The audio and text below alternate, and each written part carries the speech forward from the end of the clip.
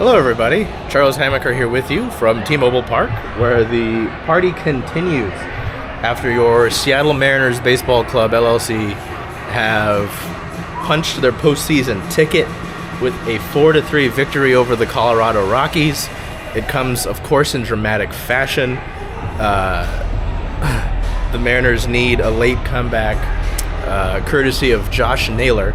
Who else but Josh Naylor, who's come up with, so many big moments since being acquired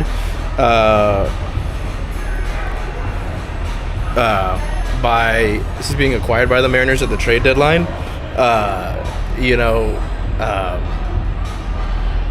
Just remarkable.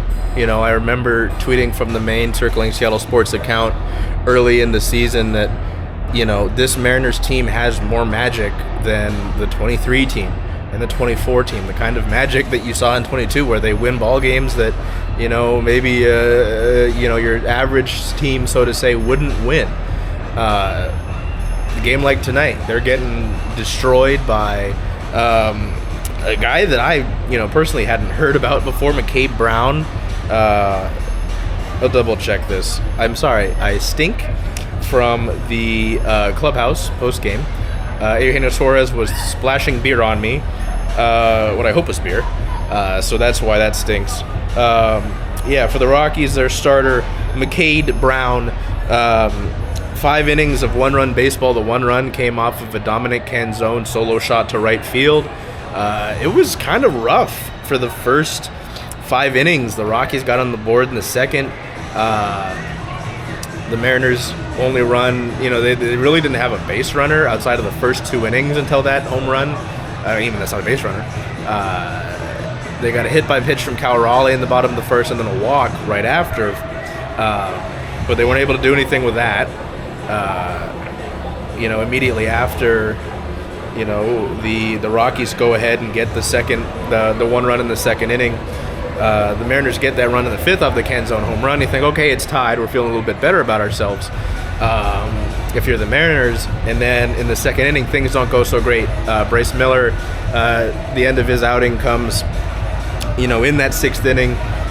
Some location wasn't super great for Bryce towards the end of the outing. Kind of left a few pitches in the heart of the plate. Stuff you don't want to do, of course, right? Mickey Moniak doubled to lead off the inning. Hunter Goodman did ground out to push. No, he didn't push him. Blaine Krim walked. Jordan Beck flew out to move Moniak over to third, put runners on the corners. The Mariners said, hey, we're going to go to the bullpen. Edward Bizzardo, a guy who's been so critical for this Mariners team all year long, and will have to be critical for them, right? Not with the postseason clinched. He gave up a single to Ezekiel Tovar to right field. Drives both runs in, so you go from tying the game with a Dominic Canzone solo shot to right field to now we're down by 2 again in a game where we've produced next to nothing offensively. They really only had they didn't have much going outside of that. Yeah, there was the Canzone homer. J.P. Crawford drew a walk. The Josh Naylor single. The Josh Naylor single was their first into the ball game. It came in the 4th inning.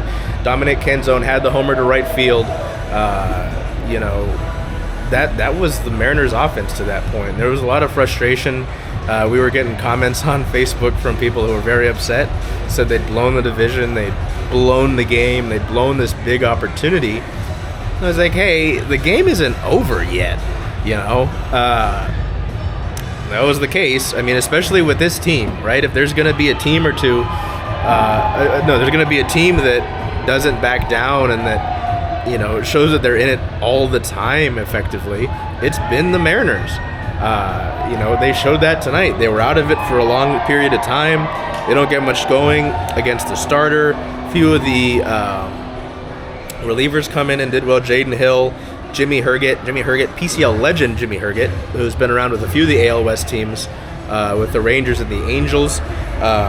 Not much going until the 8th inning. Juan Mejia comes in for Jimmy Herget, and to lead off, it was going to be Victor Robles, but we see down in the batting circle and hear over the press box loudspeaker that Luke Raley's going to be pinch hitting for the Mariners. And I said, that's interesting, because Luke really just hasn't had the best numbers since the All-Star break. He's dealt with injuries, of course, as well, so that's not fair to him, per se. And, we look over, and he gets hit by a pitch. He takes the hit by pitch. I did ask Luke after the game in the clubhouse. I said, hey, have you ever been happier to take a hit by pitch in your career? And he said, well, and he kind of thought about it for a minute. He said, I guess that's a good one to point out there. J.P. Crawford drew a walk. Randy Arozarena, I really thought it was going to be a great moment for him to break out. He's really struggled and, not been able to do too much for a little bit here, unfortunately. It happens. There were streaks over the course of this season where Randy has been the Mariners' offense. So, it's just the ebbs and flows of a 162-game season. And as Brittany on our Mariner Mondays podcast mentioned, a playoff Randy Arozarena will be worth it. We'll get to that point and it'll be fine. But yeah, anyway, you get the Luke Raley hit by pitch, you get the J.P. Crawford walk, and then it's 2 straight strikeouts. Randy goes down looking, and Cal strikes out swinging another. I was thinking, hey, if you need an MVP moment, this could be it. But then we get to Julio, and I think, okay, there's one of your big stars here. You want something, right? Julio gets hit by a pitch after a pretty decent plate appearance and loads the bases for Josh Naylor. The Rockies do go to their bullpen again. It's Victor Vodnik replacing Juan Mejia. I joked that Victor Vodnik sounds like a cartoon villain or a video game villain. And Josh Naylor, who had some not great plate appearances earlier in the game, takes a few balls. Vodnik was just kind of all over the place, and then he throws a heater on the top rail, outside top rail. Naylor sends it into the left center gap, and he scores all 3 runs. He clears the bases, and the Mariners all of a sudden, from being down going into this 8th inning, having the 1 run off of the solo shot, to flipping it on its head, working counts, wearing a few, and coming out with a lead. And the energy flips in this place. It was loud. There was so much energy. It was, only 35,000 people. I posted the official number. I don't remember it for sure. I think it was 35,950 something. Energy was great. It lit up on the Ken Zone homer. And they were just waiting to burst. Even when this place isn't, 30 plus, it can get really loud in here. So you just knew that when when something did go the Mariners' way in this game, it was going to explode. And explode it did with Josh Naylor, a guy that it would be a tragedy if the Mariners aren't able to sign him to an extension. He's just a guy that does everything the Mariners organization wants him to do. And you consider the fact that it's the families now on the field here and on the warning track. Totally lost my train of thought. Oh, they traded away Tyler Locklear, a guy who looked like the future of the first base position, to help acquire a guy like Naylor. You had to think, hey, this is the plan here. There have been mutual talks. Justin Hollander said a little bit ago on a Root Sports broadcast, I think I was at the Kraken Prospect Showcase game in Everett, when he said there's mutual interest, but they're going to let the season play out before they have more concrete talks on that. So anyway, Josh Naylor gets the double. It looked like things might continue. Jorge Polanco drew a walk, but Eugenio Suarez, who's battled some ups and downs throughout the course of the last few months, went down swinging to send us to the 9th. Goes to Andres Munoz, who has been great. I wrote my feature on him. I said he's well on his way to becoming one of the best relief arms in the history of the Mariners organization, whether that's statistically or just in some of the big moments that he's been in. And there's been a lot of chatter like, buckle up, and he goes 1, 2, 3 to end the game. So that was great. this Mariners team is special. They are deeper than any team I've seen in my lifetime. I was born in June of 2001, for those, if you need a reference point. You know, they're deeper than any lineup I've seen. The pitching staff seems to be coming around a bit at the right time, you know.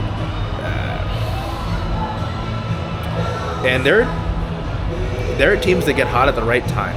The Mariners have won 15 of their last 16 games. You know, they've looked somewhat invincible at home here at T-Mobile Park. And if things continue to go their way, you know, well, if they continue to take care of the business in front of them, they can clinch the American League West tomorrow with a win or an Astros loss. Then, you know, they've got the division for the first time in, you know, 2 decades. And they can clinch the second seed in the American League West with a combination of, I believe now it's a Mariners win and a Tigers loss by Thursday. I don't know if that's for certain, but that's attainable as well within this Rockies series. Coming into this Rockies series, the things that are attainable were a playoff spot, check one, the AL West title, still, you know, there for the taking, and then the second seed in the American League, still there for the taking. The Tigers have been terrible in the month of September. They've won 1 series, and funny enough, it was in New York against the Yankees, who punched their postseason ticket earlier today as well. Funny enough, it was Jose Caballero who got the walk-off hit against the White Sox in the bottom of the 9th at Yankee Stadium. Jose Caballero, former Mariner. It looked bad a lot of the game for the Yankees, because the Mariners needed the Yankees to win against the White Sox, and the Mariners needed to take care of business here to punch their postseason ticket. And both of those things happened. Both of them happened in dramatic fashion. So, yeah, man, it's pretty remarkable. On a personal side of things, I didn't get to experience this in 2022. I wasn't the writer on the day. It was someone else who's not with us anymore. I didn't get to see any of the video either. Get to experience that now. So, and potentially, if they win the West tomorrow, we'll do it all over again tomorrow. So, yeah, man. So, this is fun. Game 2 tomorrow, 6:40 p.m. Hope to see you here at the ballpark. I think there are still value tickets available. It is a value game, and it's not sold out yet. So until we see you next time, man, take care of yourself, be well, and do whatever you can to make today a great day.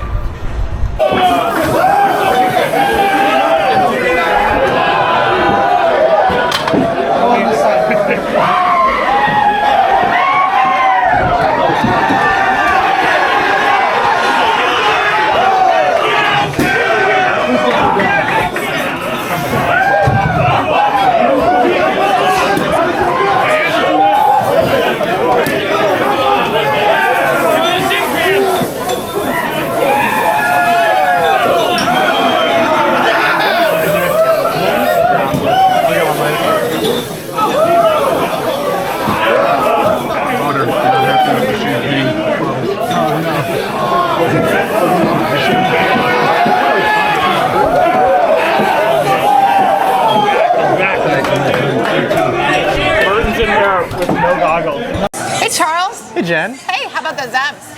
Oh, I'm excited. I know. Where are you going to watch all those away games, though? Away games. Huh. I was thinking of coming here since, after all, Rough and Tumble is the home of Circling Seattle Sports. I love that idea. Hope to see y'all here.